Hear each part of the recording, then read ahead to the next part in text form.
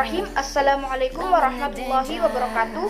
Perkenalkan, nama saya Ulfa Duyanti, NIM 206119073. Baik, di sini saya akan menjelaskan teori pembelajaran mengenai praktikum saya sebelumnya tentang suhu dan tekanan volume. Apa yang dimaksud dengan suhu? Suhu adalah suatu besaran yang menyatakan derajat panas suatu benda. Misalkan, ketika kalian berada dekat dengan api, maka kalian akan merasakan panas. Dan ketika kalian memegang es batu, maka kalian akan merasakan dingin. Pengukur suhu. Nah, tangan merupakan salah satu alat pengukur suhu yang paling mudah. Kemudian termometer. Termometer merupakan alat pengukur suhu yang paling mudah dan yang paling akurat.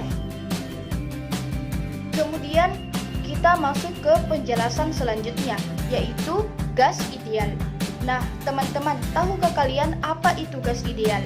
Gas ideal adalah gas yang terdiri dari partikel-partikel titik yang bergerak secara acak dan saling berinteraksi. Kemudian, kriteria gas ideal itu yaitu tidak ada gas gaya tarik-menarik atau tolak-menolak antar molekul gas. Volume gas ideal sama dengan volume bejana. Kita masuk ke persamaan gas ideal. Gas ideal adalah zat yang memiliki sifat makropis. Sifat dari besaran-besaran yang dapat diukur dengan alat ukur seperti suhu, tekanan, volume, dan mikropis. Nah, mikropis itu merupakan sifat dari besaran-besaran yang tidak dapat diukur secara langsung, seperti kelajuan, energi kinetik, momentum, massa tiap partikel, dan penyusun tiap materi. Contohnya ada sebuah balon yang sudah diisi oleh gas.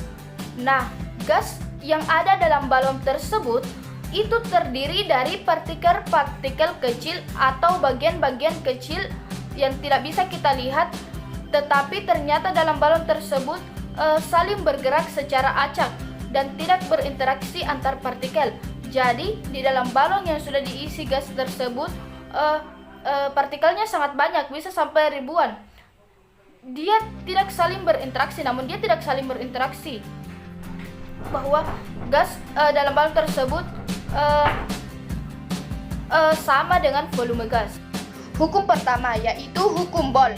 Hukum Bohr menyatakan saat temperatur gas berada dalam keadaan konstan atau biasa dikenal dengan proses isotermal. Jadi misalnya gas dalam tabung seperti ini. Jika piston seperti diletakkan, maka tekanan pada gas semakin besar, tetapi volumenya semakin kecil. Dari hasil eksperimen di sini, Bohr menemukan bahwa hasil kali antara tekanan P dan volume V pada suhu tetap adalah sama dengan konstan.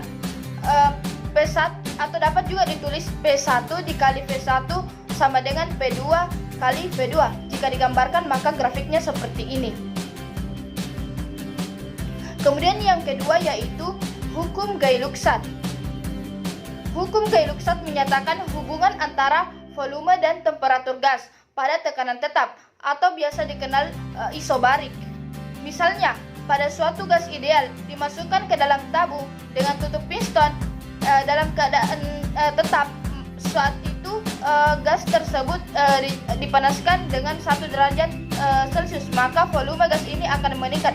Jadi saat temperatur dinaikkan, maka volume gas juga meningkat, sehingga hubungannya volume gas per temperatur T sama dengan konstan, atau bisa kita tuliskan V1 per T1 sama dengan V2 per T2. Jika kita gambarkan grafiknya seperti ini. Kemudian yang ketiga yaitu hukum Charles. Hukum Charles menyatakan hubungan antara tekanan dan temperatur gas pada suatu volume tetap atau dikenal dengan isochorik. Misalkan suatu gas ideal berada dalam kotak dan volume tetap. Ketika kotak ini dipanaskan, partikel-partikel gas akan bergerak lebih cepat sehingga meningkatkan tekanan pada dinding kotak. Hukum Charles ini menyatakan tekanan gas P per volume T sama dengan konstan, atau bisa kita tuliskan juga P1 per T1 sama dengan P2 per T2. Jika kita gambarkan grafiknya seperti ini.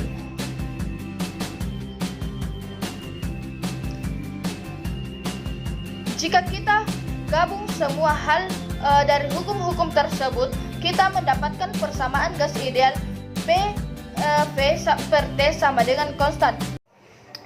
Baik, semoga materi yang saya sampaikan bisa bermanfaat bagi kita semua, terutama bagi saya pribadi, dan mudah dipahami serta mudah untuk dicerna. Saya akhiri dengan wassalamualaikum warahmatullahi wabarakatuh.